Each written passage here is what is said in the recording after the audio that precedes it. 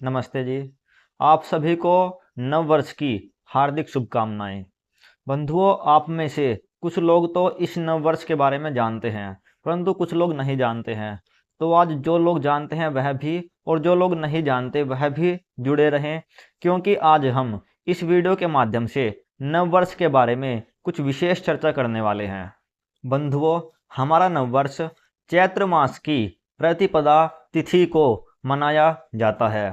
अब की बार चैत्र मास की प्रतिपदा तिथि 9 अप्रैल को है, इसलिए हम 9 अप्रैल को अपना नववर्ष मनाएंगे। कुछ लोग पूछते हैं कि हम चैत्र मास की प्रतिपदा तिथि को अपना नववर्ष क्यों मनाते हैं। इसके बारे में हम संक्षिप्त में चर्चा करते हैं, उसके बाद कुछ चर्चा विस्तृत रूप में करेंगे। बंधुओं, इसी दिन सृष्टि की उत्पत्ति हुई थी, अर्थात रचना हुई थी। महाराजा श्री रामचंद्र जी का राज्याभिषेक भी इसी दिन हुआ था। महाराजा युधिष्ठिर जी का राज्याभिषेक भी इसी दिन हुआ था। महाराजा विक्रमादित्य जी ने, अर्थात सम्राट विक्रमादित्य जी ने अपने राज्य की स्थापना भी इसी दिन की थी, और विक्रमी संवत भी इसी दिन आरंभ हुआ था। ना ऋतु बदलती है, ना मौसम बदलता है, ना ही कक्षा बदलती है, ना ही सत्र बदलते हैं, ना ही खेती बदलती है, ना ही फसलें बदलती हैं, ना ही पेड़ पौधों पर रंगत आती है, और ना ही सूर्य चंद्रमा सितारों की दशा बदलती है।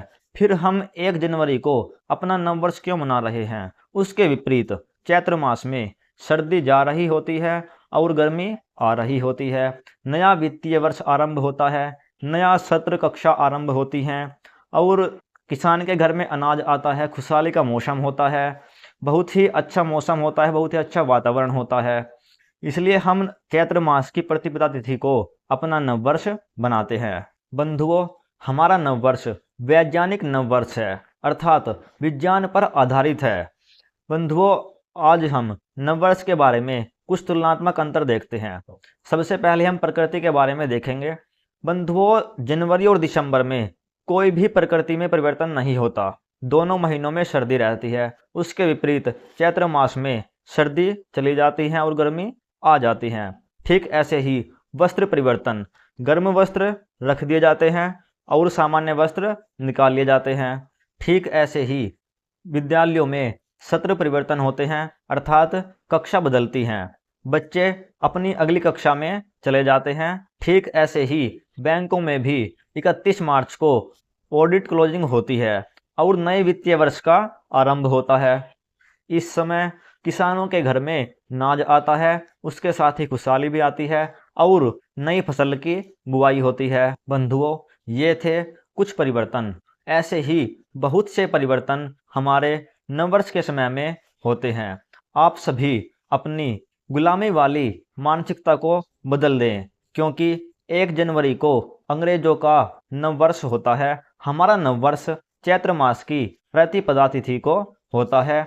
बंधुओं, अपनी सनातन परंपरा को अपनाइए, अपनी सनातन संस्कृति का अनुसरण कीजिए। मैं चैत्र मास की प्रतिपदा तिथि को अपना नववर्ष मना रहा हूँ। आप भी चैत्र मास की प्रतिपदा तिथि को बड़े ही धूमधाम से नववर्ष मनाइए। मेरी ओर से और मेरे समूह की ओर से आप सभी को नववर्ष की हार्दिक शुभकामनाएं।